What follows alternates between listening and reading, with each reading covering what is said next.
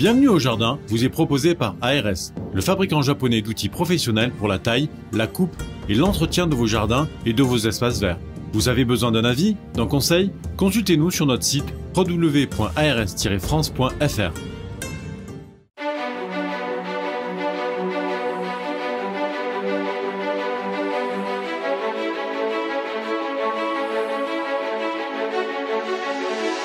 News Jardin TV vous propose Bienvenue au Jardin, une émission 100% nature, animée par Patrick Mulan et Roland Motte.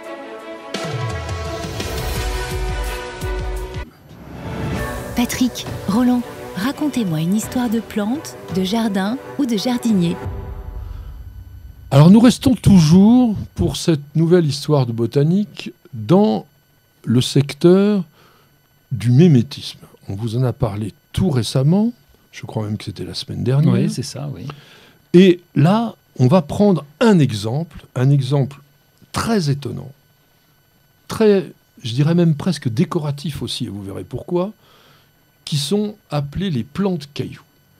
Oui, des plantes succulentes, hein, on peut le dire comme ça, donc qui ressemblent vraiment à s'y méprendre à un caillou et qui, commercialement, ont un très gros succès.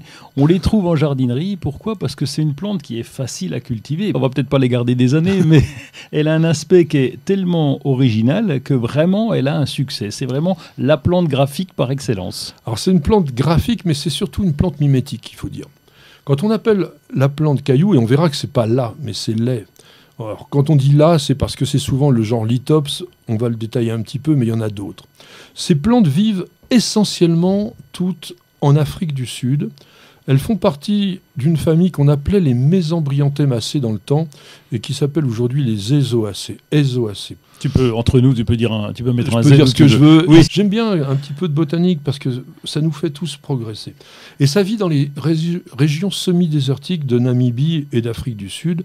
Nous avons eu la chance d'y aller avec ma jardinière. On a vu des choses quand même dans ces déserts incroyables, des plantes qui reçoivent pas d'eau pendant des années. Donc quand tu dis que c'est facile à cultiver, moi je dirais non, c'est très difficile.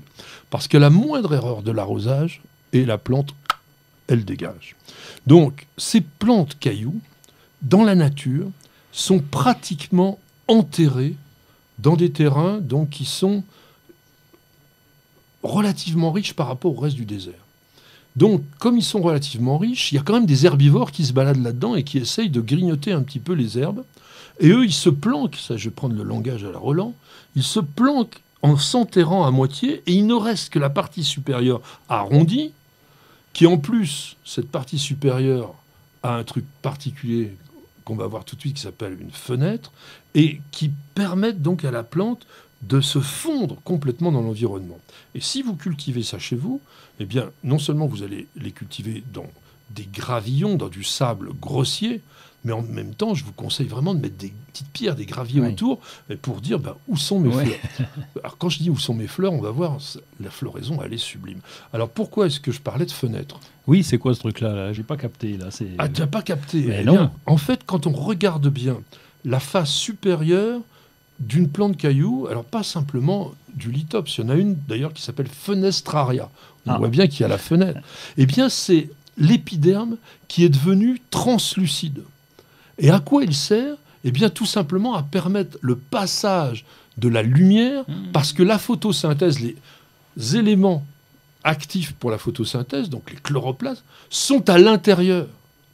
Donc il faut que la plante trouve des artifices, des idées, des choses maline, si je puis dire, pour pouvoir sortir tranquillement dans la journée aussi sans être cramée.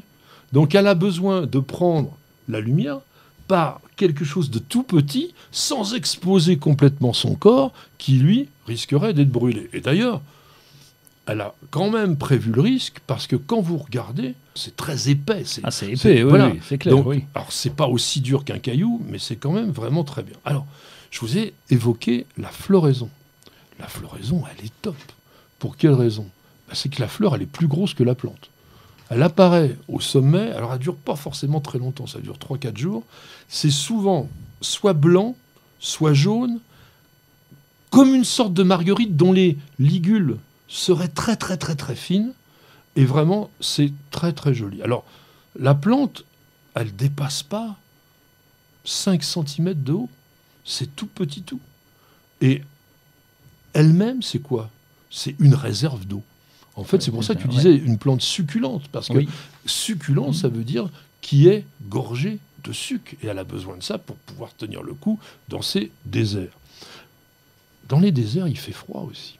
Oui, c'est ça, ça parle de la chaleur et de la fenêtre. J'espère qu'il y a des volets, parce que ça peut pincer un peu. Alors, si on veut, il y a des volets qui sont liés à cette épaisseur de tissu qui permet à la plante donc d'être vraiment pas insensible, mais presque à des températures basses.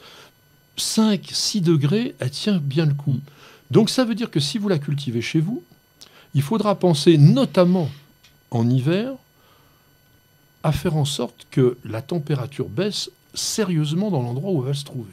Bon, on va l'élever en fait un peu comme des cactus, parce qu'on fait le même principe sur les cactus. Pas d'arrosage pendant l'hiver, un peu de fraîcheur aussi, exactement. Et puis un arrosage avec parcimonie printemps-été. C'est tout à fait ça. Alors surtout, jamais plus d'un arrosage par semaine.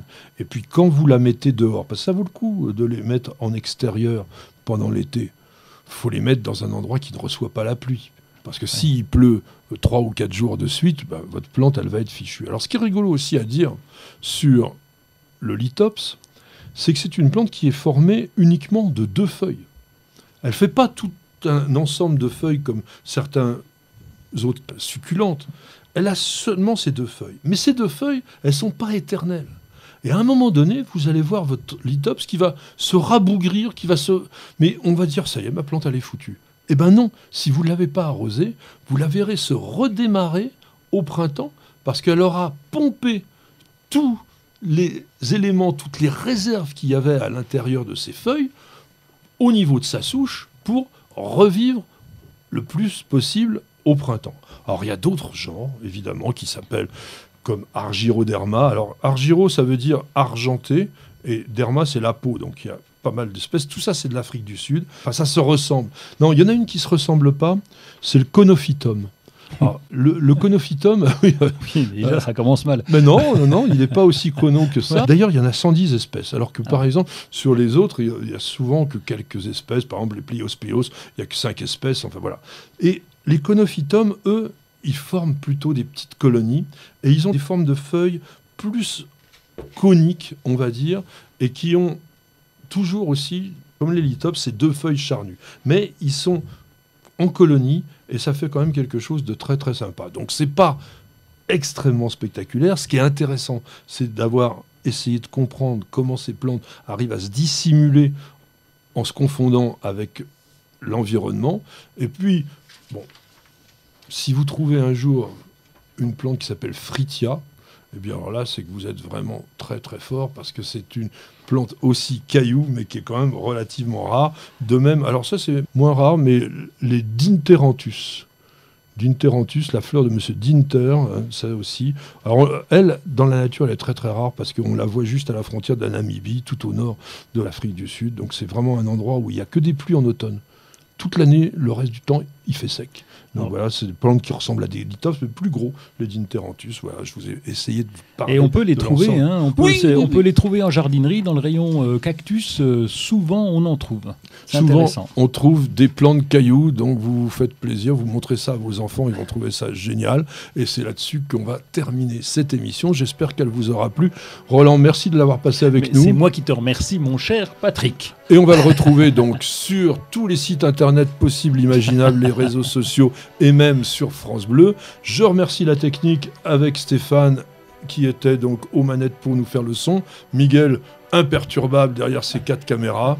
Ah, il nous fait un petit sourire quand même. Il a du mal. Hein. C'était notre Mexicain basané et qui est pas allongé sur le sol. Il y a aussi Nicole, il y a aussi Marilyn, il y a aussi Perle. On les embrasse et on vous dit à la semaine prochaine et bienvenue au jardin.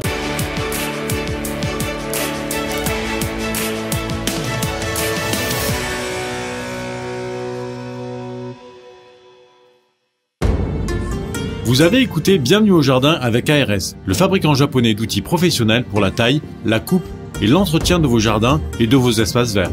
Vous avez besoin d'un avis, d'un conseil? Consultez-nous sur notre site www.ars-france.fr.